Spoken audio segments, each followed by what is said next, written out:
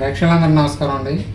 ఈరోజు మనం స్థలం కొనుక్కునేటప్పుడు తూర్పు స్థలం మంచిదని చెప్పి ఆ యొక్క స్థలం అనేది కొనుక్కునేటప్పుడు వీధిక్కుల్లో మచిలీపట్నం మనకి ఎక్కువగా వీధిక్కుల్లో ఇప్పుడు 36x36 ఈ విధంగా స్థలం అనేది 4 పలకలుగా తీసుకునేటప్పుడు చతురస్రంగా ఈ యొక్క వీధిక్కుల్లో ఉండేటప్పుడు ఏమవుతుందంటే మనకి వీధిక్కులు రోడ్లు ఈ విధంగా రోడ్డు వచ్చినప్పుడు ఇది మనకి ఈశాన్యంగా రావడం జరుగుతుంది.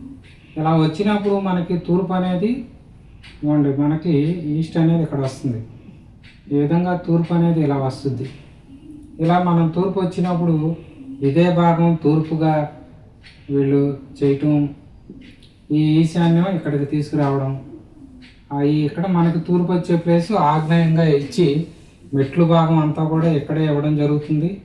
తర్వాత మనకి ఈశాన్యంలో బోర్ పాయింట్ అని చెప్పి ఇక్కడ తీసుకోవడం జరుగుతుంది.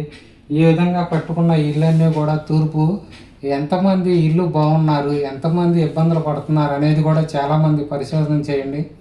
ఇలా కట్టుకున్న ఇళ్ళన్నీ కూడా ఎక్కువ స్థలం ఉన్న వారికి బాగానే ఉంటుంది. తక్కువ స్థలంలో కట్టుకున్న వాళ్ళు చాలా ఇబ్బందులు పడి ఇల్లు అమ్ముకుని ఎక్కువగా వెళ్ళిపోయిన వాళ్ళు కూడా చాలామంది ఉన్నారు. ఇటువంటి తూర్పు స్థలం కావాలి అని కట్టుకునేటప్పుడు వాస్తుని ఎన్ని డిగ్రీలుగా వస్తుంది అనేది చూసుకోకుండా కనుక ప్లాన్ ఇస్తే మాత్రం ఇటువంటి ఇల్లు కలిసి రావని నేను తెలియపరచడం జరుగుతుంది.